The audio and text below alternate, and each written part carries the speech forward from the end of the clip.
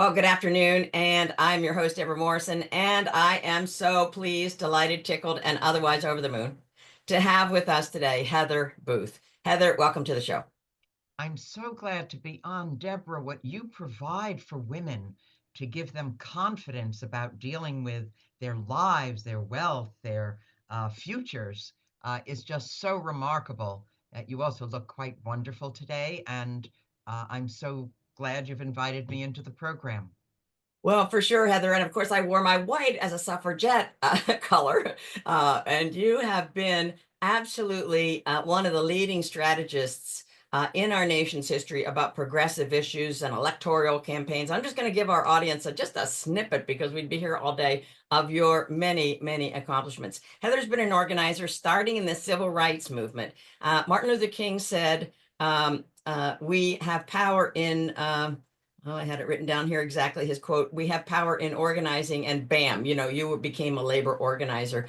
So you didn't need many, big, street signs to direct you. You seem to find your way into areas that were particularly raw and needing strategists and feminists such as yourself. You have continued forming in 1965, formed the Women's Radical Action Program, and you created Jane, Jane, an underground abortion service started before Roe v. Wade in Chicago. And I'm going to circle back to that in a second because there's some powerful history behind that. You're the founding director and now president of the Midwest Academy. It's a training center to train up and coming leaders and organizers. And you've been involved in political campaigns and was a training director of the Democratic National Committee, most recently on the election committee for both Joe Biden and Kamala Harris. In 2000, excuse me, you were the director of the NAACP National Voter Fund. Yep. Increased African-American election turnout by nearly 2 million, that's with an M, 2 million voters. Lead consultant directing the founding of the Campaign for Comprehensive Immigration Reform in 2005.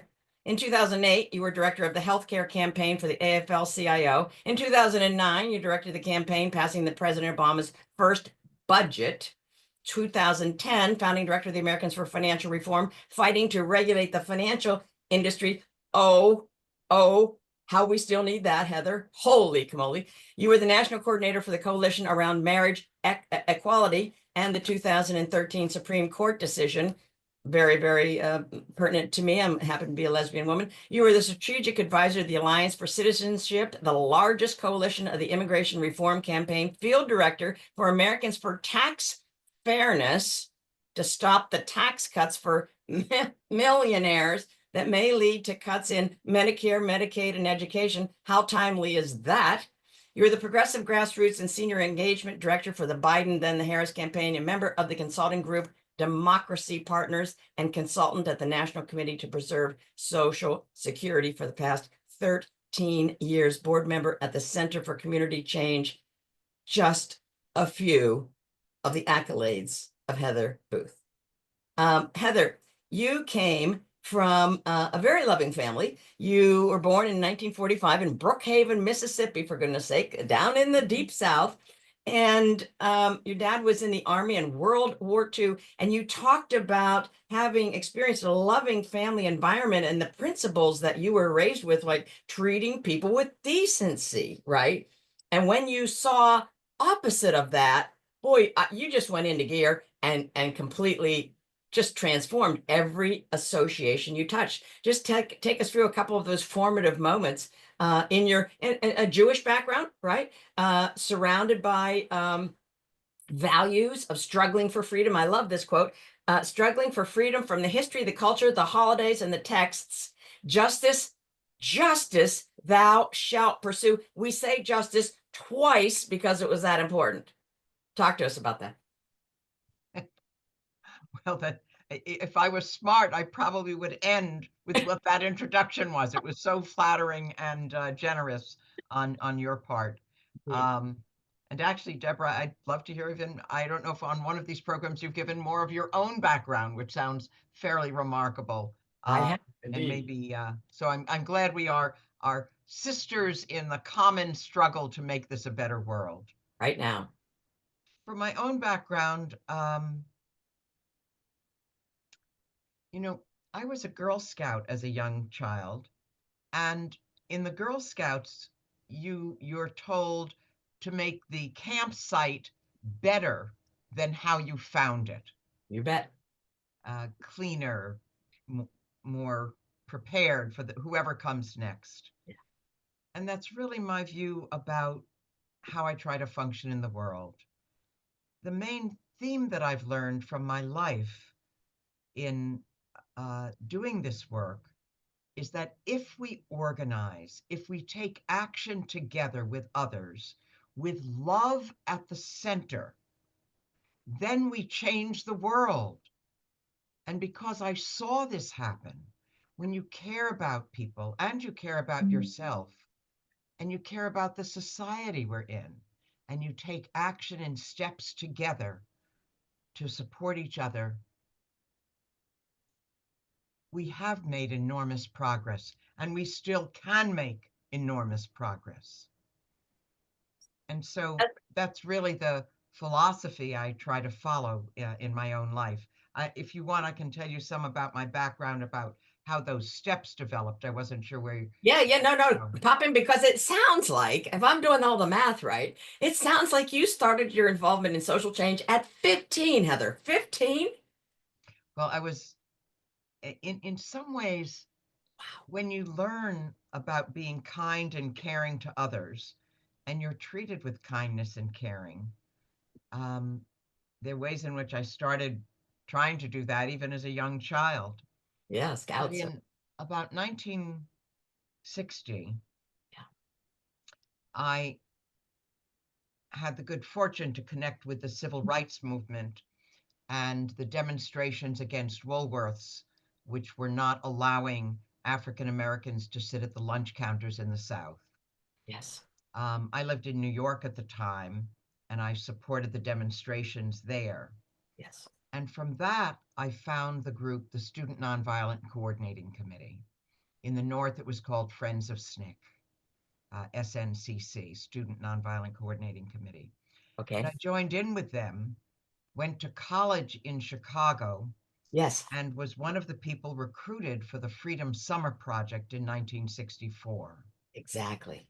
During that project, Northern students were recruited to support courageous African Americans in Mississippi who were being terrorized, and things seemed hopeless. It seemed impossible.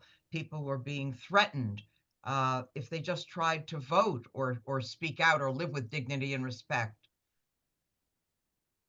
And many people may have heard of that summer project in 1964 because it gained notoriety when three of the young volunteers, Andrew Goodman, James Chaney, and Michael Schwerner, were killed at the hands of the Klan. But within a year, we won a Voting Rights Act because people organized. And I learned that when you take action with love at the center, or what SNCC called building a beloved community, we can change this world. Mm, mm, mm. Well, your entire life has been witness to that. You mentioned in high school you quit a sorority, right? Talk to us about that. I was in high school in New York, and there was a sorority I was in. We each had a little silver pin with a 16 on it, and it meant only 16 women were allowed in. Oh, And I had recommended some people to join who didn't look conventional in a variety of ways. Maybe they were very overweight, or maybe they were too pimply, or they were black and most of the school was white, or for whatever reason, they weren't allowed in. And when I realized that they weren't allowing in the range of wonderful people who reflected the school, I decided that I would quit. And then I was a cheerleader, and the African American kids in my school, they were much better cheerleaders than I was.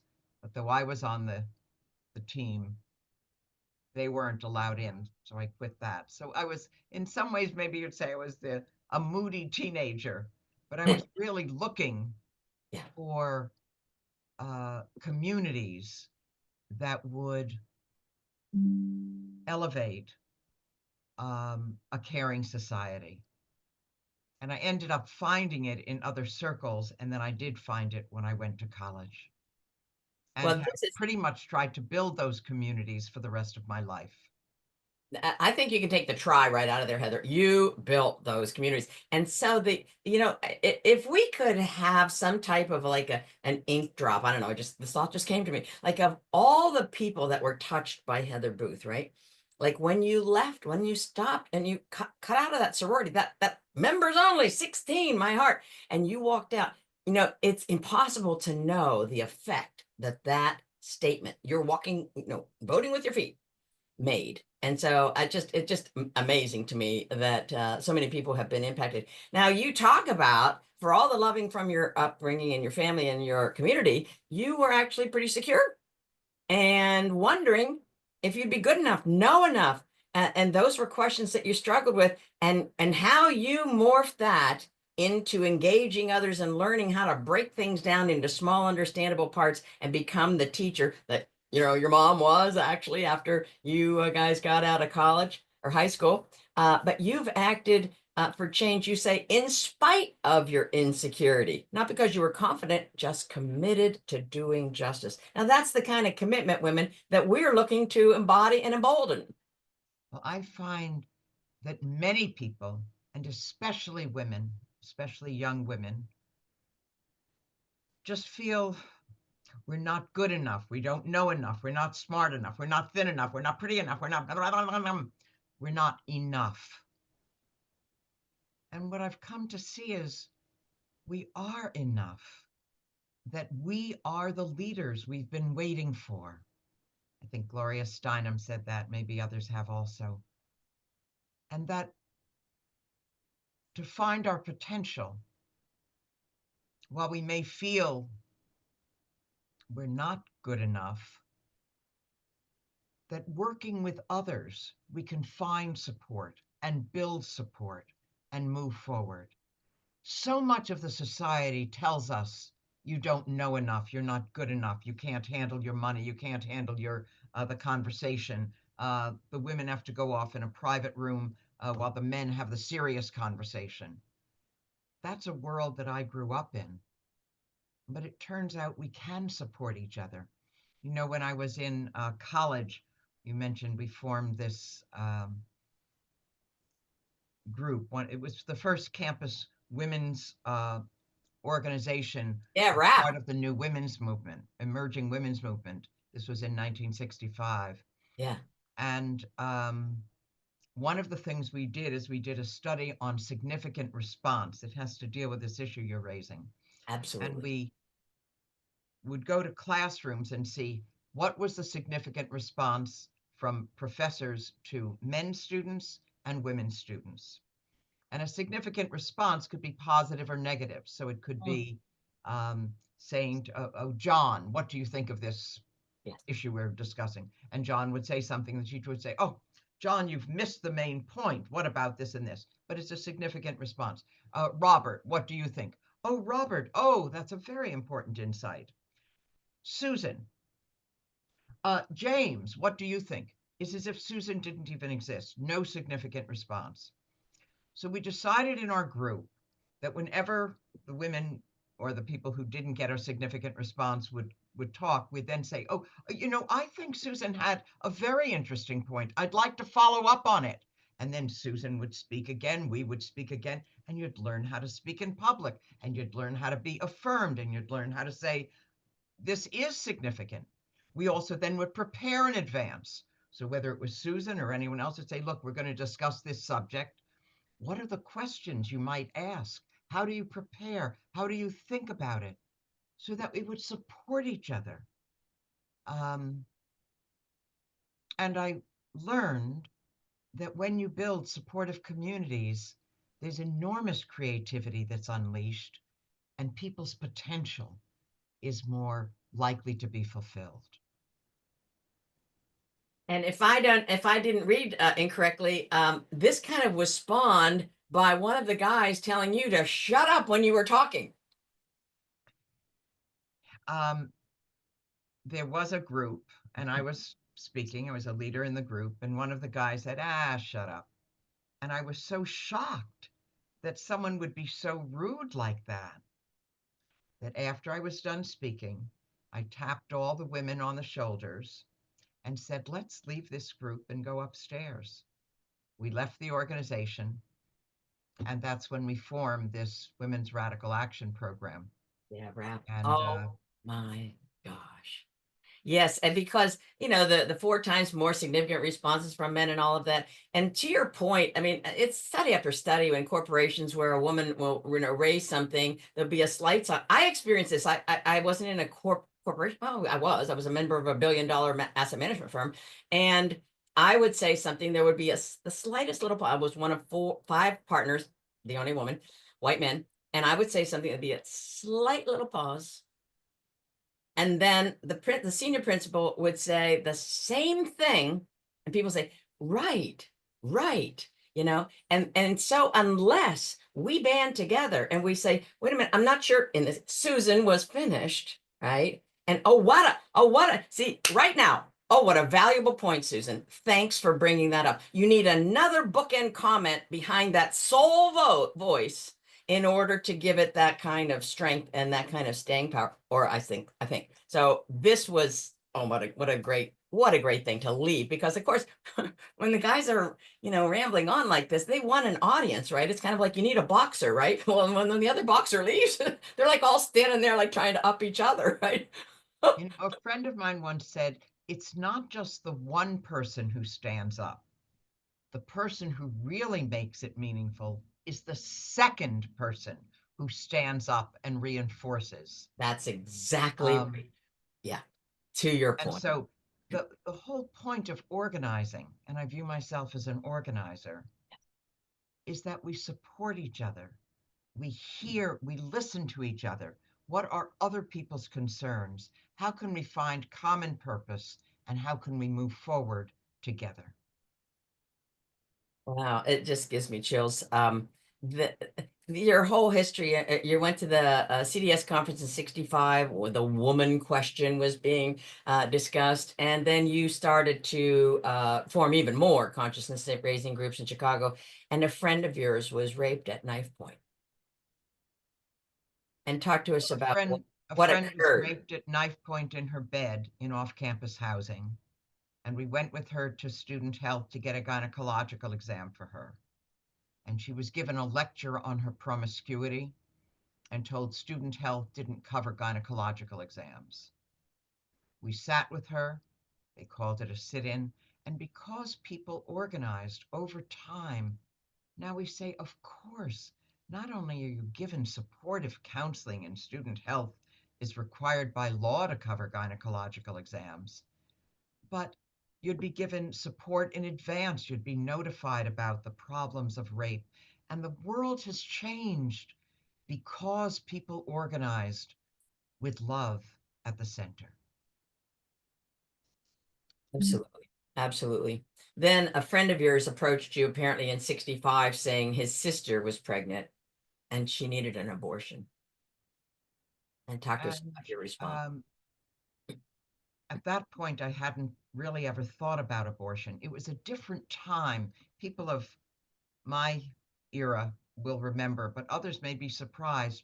We barely spoke about sex with anyone except our closest partners and or closest friends. Yeah. And I didn't recall even talking about abortion prior. But I said I would try and do whatever I could just to help out a friend in need. So it was really an act of just support for someone. So I went to the medical arm of the civil rights movement called the Medical Committee for Human Rights. And I found a remarkable doctor, Dr. T.R.M. Howard, who's really a hero and a name that we should know, many don't. There's now a book that's been written about him called Black Maverick. Mm. And I didn't know this at the time, but he had been a civil rights leader in Mississippi when his name appeared on a Klan death list because he had called for such things as an investigation into the murder of Emmett Till, who Oh, people yes. may remember that name, Oh, who was a oh, teenager from Chicago who was killed when he was charged with whistling at a white woman who later then even recanted and said that never even He did. happened. He didn't do it.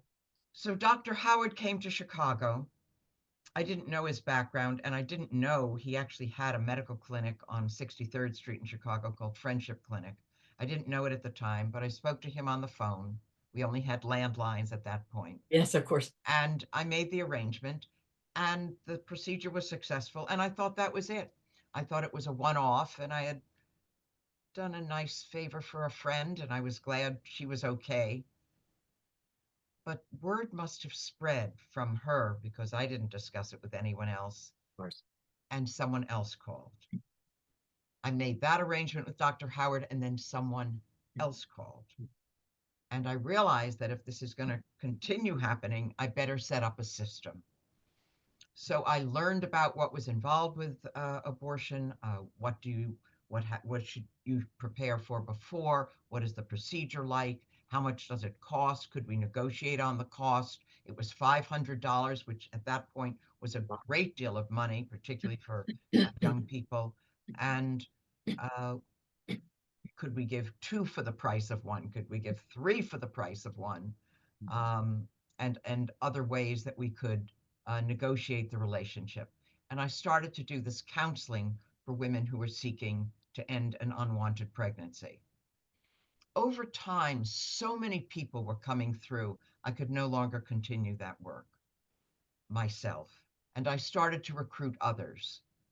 And when I recruited a number of others and transferred the information and transferred the connection, by that point, Dr. Howard was no longer in the picture. He actually, it turns out, had been arrested for providing abortions, but he never turned me in. This is at a time when three people talking about providing an abortion in Chicago was a conspiracy to commit a felony. So we knew that it wasn't public, we knew it wasn't legal. Um, and so I recruited these other women, and rather than giving out a personal phone number, which I'd been doing before, we had a more generic number and we said, pregnant, don't want to be, call Jane. And we named the system Jane. We found another provider after Dr. Howard wasn't available, whose name was Mike. And over time, Mike trained the women in how to provide the abortions.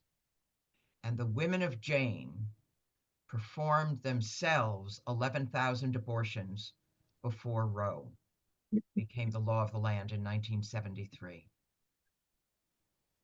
And to your point, Heather, I mean, it, it, I just don't know of anybody that's out there saying, "Oh yeah, let's just do an abortion." I think the adage is that this is just like birth control the morning after the night before. And you spoke so vividly about many of these women were mothers already. They understood the responsibility and the commitment of another life, and this was a choice that every woman ought to be afforded to determine, can she manage this?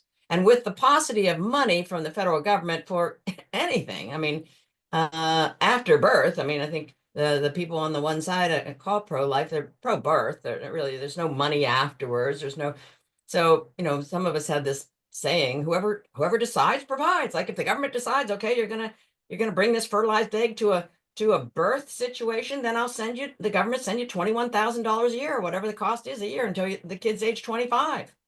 Oh, we wouldn't even have had a discussion, in my humble, because if you put money behind it, right, all of that ideology probably would have gone to the sidelines. I'm just opining. Um, th this is such a complicated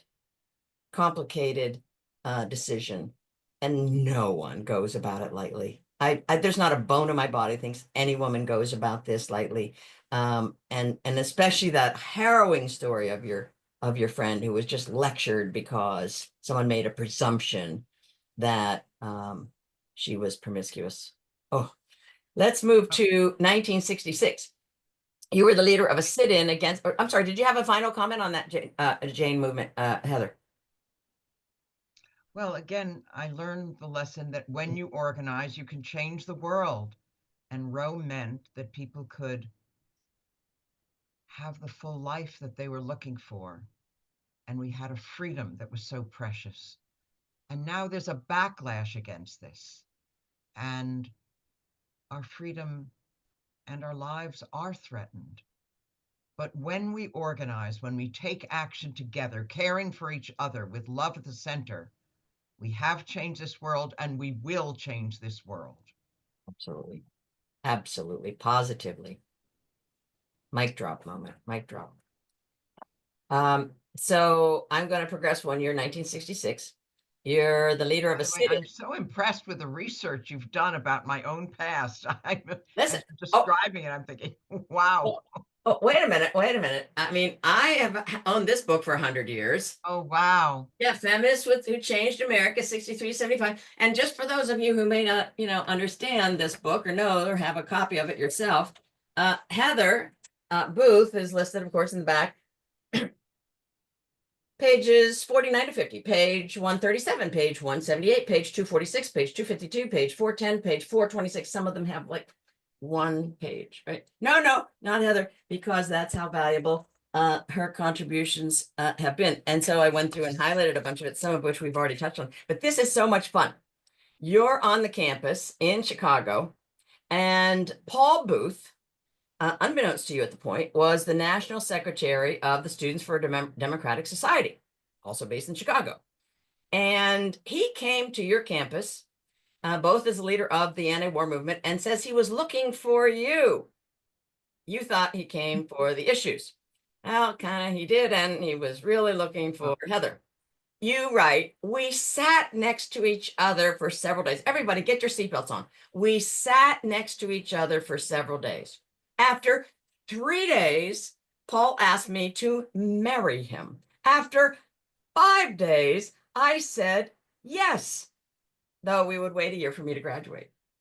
And you guys have been married for 43 glorious years. well, we were married for over 50 years. Paul died almost 8 years ago. Oh, I'm so sorry. That I didn't His, research. Oh my yeah. gosh. Okay. But he was a remarkable person. Um, we had invited him. The demonstration was over the university's working with the selective service uh, uh, around the war in Vietnam. This was 1966. Yes, exactly. And the university that I went to ranked students in grade by grade point average in rank order Yeah. and would give that information to the selective service system. And if you had a lower rank, you were more likely to be drafted. And we also knew there was some relationship between rank and economic status. I was going to say rank and race. Rank and race and rank and economic status, both of those. And as a result, uh, we also felt that the university shouldn't collaborate with a selective service system about a war that we felt was an unjust war. Absolutely not. And so there was a demonstration against the rank. And it rained. We went to get out of the rain. We went into the administration building and we sat down. And it was the first sit in against the war in Vietnam on a college campus. We invited Paul to speak as an outside speaker. Yeah. We sat next to each other and our lives were changed. We were married in Chicago, then moved to DC, and have two remarkable children, 5 grandchildren, and a very rich and wonderful life. Ah, oh, oh, amazing history. Herstory. And this the first sit-in, and it's kind of curious, like, it rained, so you went inside and there you were, and you just could sit there for as long as you wanted, and you weren't getting wet and so forth and so on. Now let's talk about you founding the Chicago Women's Liberation Unit. Heather sets up the Action Committee for Decent Childcare. Hey, could we use that today, women? Right? She wins what? Now this is in 67. You don't have to be a mathematician. That was a ton of money. Wins $1 million for child It care. was like 1970. Okay, 70. Year that we won. Yeah. $1 million for child care. You won. And Amazing. there had been no city funded childcare. Women were returning to the workforce, and we needed childcare, but the childcare licensing was designed that you couldn't basically start childcare centers, you couldn't really support them, and the city didn't fund them. And we won when we organized with love and caring for each other at the center. At the center. Now, talk to us about the women's strike. The slogan being "Don't iron while the strike is hot." So in 1970, Betty Friedan had the outrageous idea to have a national call for a national uh, demonstrations around the country on August 26th, which was the anniversary of the 19th Amendment when women got the right to vote. Absolutely. She announced it, I think, in March, and this was for August. There was no preparation prior. And so people organized around the country, and there was an explosion of visibility and vitality. The biggest march was on Fifth Avenue in New York. I was in Chicago, and in the Chicago rally, one of the women who I think worked for Swift Packing House Workers, the food company, Yes. had taken her child to work and was fired for doing that. She came down to the rally, told someone at the rally that she had been fired very tearfully. One of the lawyers from the National Organization for Women, Judy Longquist, went back with her, met with management at Swift, and she got her job back.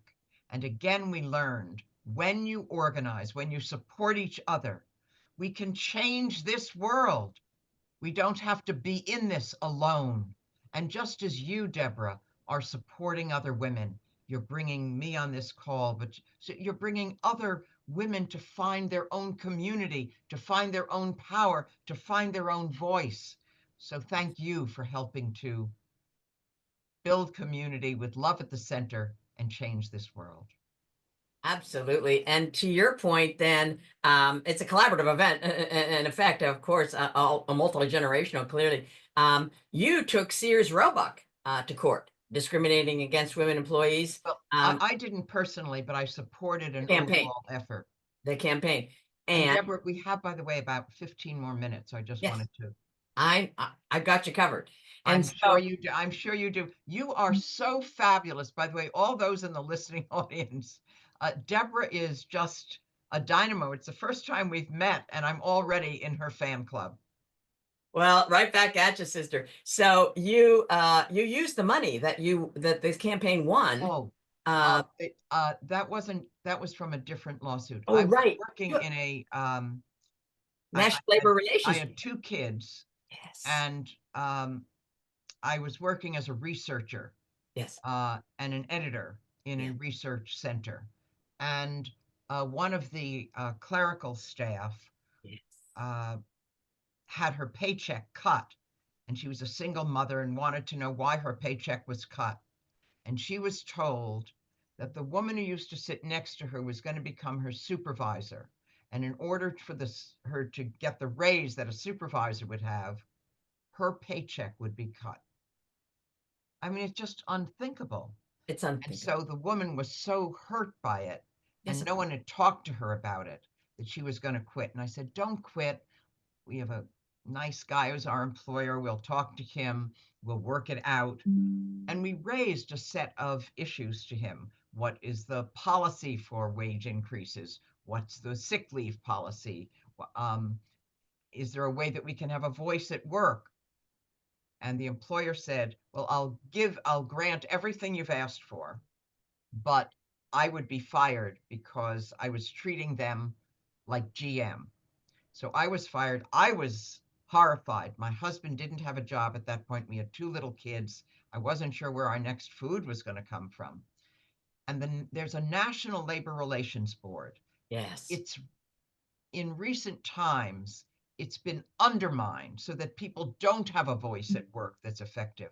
But Joe Biden has tried to reinforce it Yes. and has built up the strength of a National Labor Relations Board. It still depends on the future on what happens to that.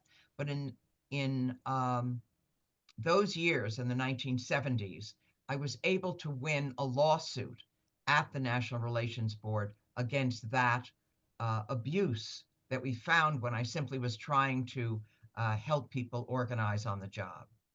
I won that back pay suit, and with that funding, I decided I would never be fired again, and I would start a center to train people on how to organize. That's now called Midwest Academy. It's a thriving center. It's midwestacademy.com is the website. And people who want to learn the skills of organizing with love at the center should check out Midwest Academy. Amazing. You know how we're going to wrap this is you spoke about when Reagan was elected. You decided to learn about elections and to train others in how to approach their work in these organizations. And so you help these organizations find the ways, chunk it down to combine their efforts with politics. And I want you to speak, Heather, about to some comments that I've heard over my decades, with women in particular who have been horribly socialized, right? We weren't socialized to be leaders. We busted through barriers to become leaders. And the adage that some women continue to still say, "Well, I'm not political." Let's talk. And would you opine on why life is political?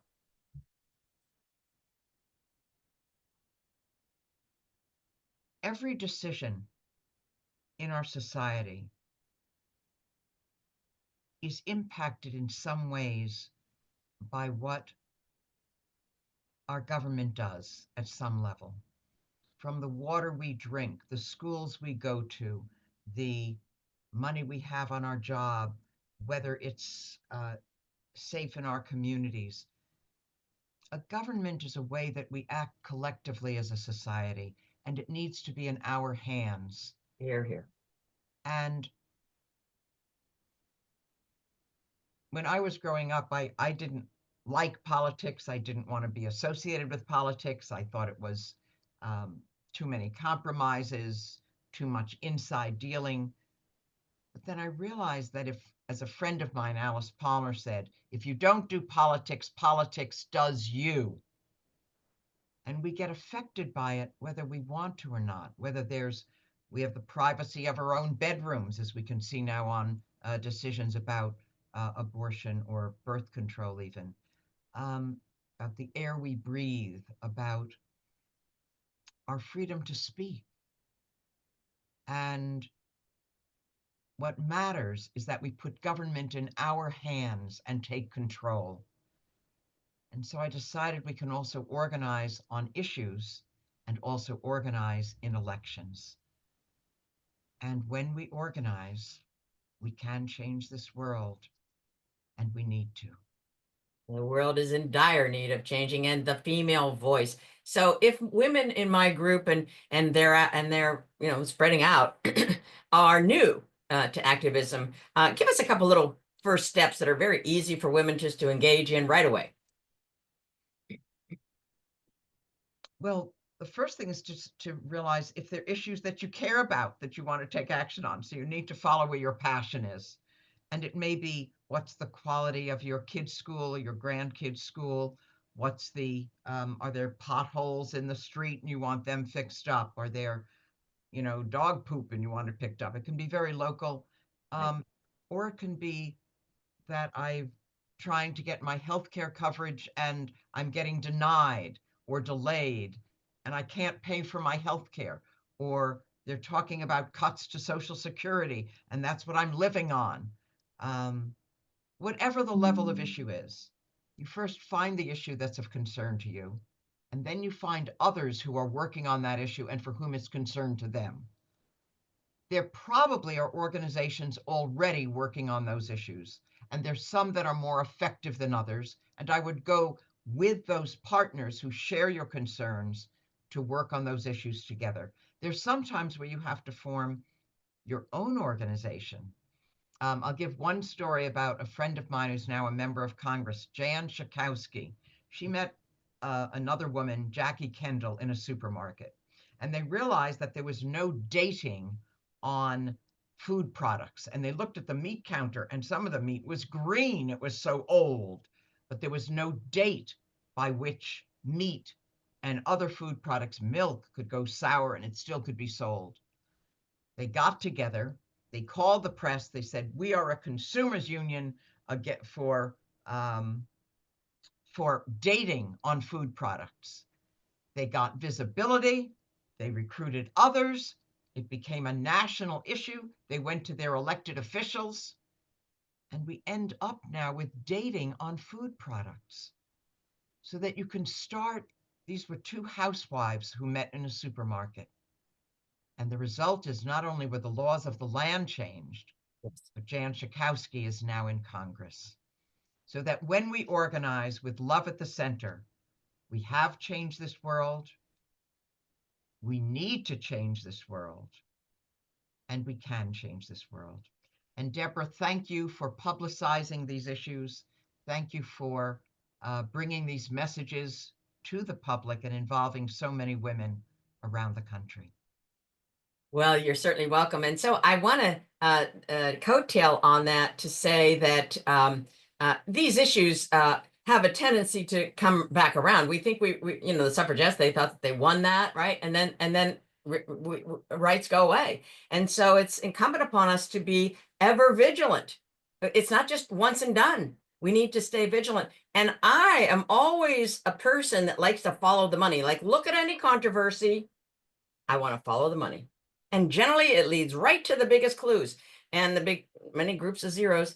And so I think it's incumbent upon us to understand the vivid connection between the apportionment of our budget for some of these very, very useful and essential services that women in particular are dependent upon, and the systems and the laws dictate the budget. So if you want less potholes, then that has to be in the infrastructure, and you need to follow that right to your representative and your Congress people, such that those ideas and those rights, if you will, those desires are fulfilled. This is not an anathema to living a good life. Actually it will enrich your life to be a part. You see, we can either be reactors or creators. It's the same letters, just the different order. And so I invite us to take our lead from our foremothers like Heather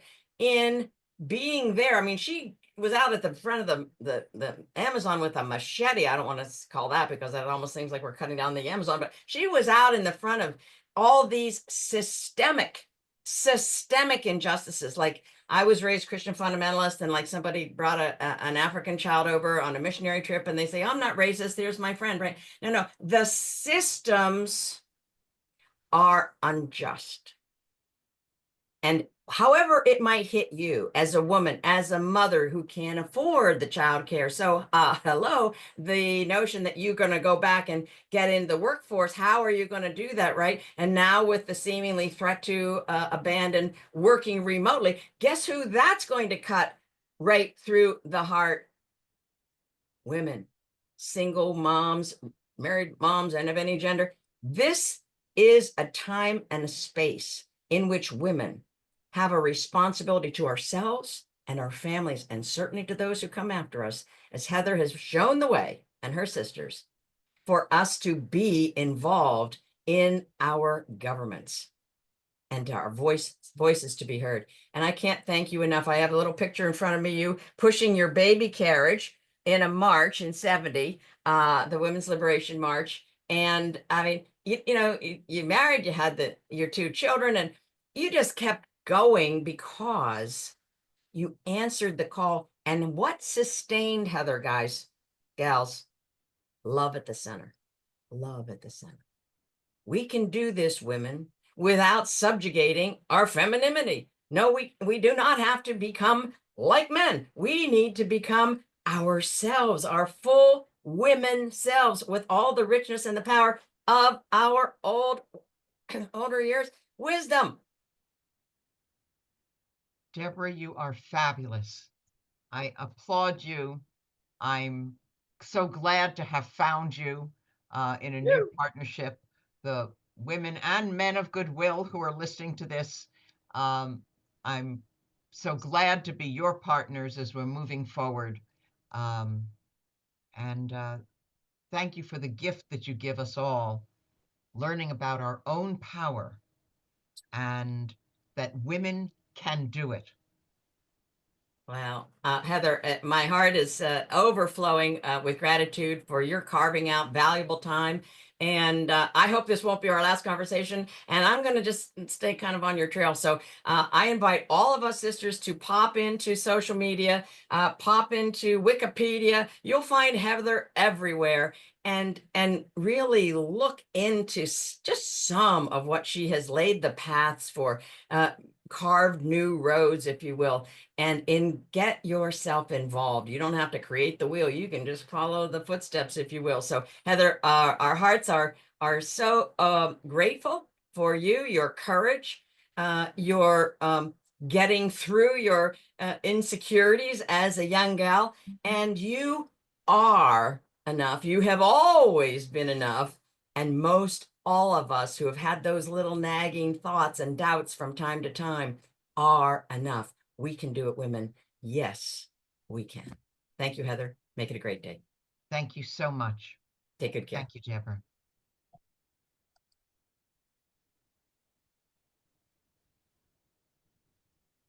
Okay, I think we stopped the recording. Thank you so very much. Thank you. I'm stunned at the research that you did. I, Really I, stunned. you were a page turner, sweetheart. How could I stop?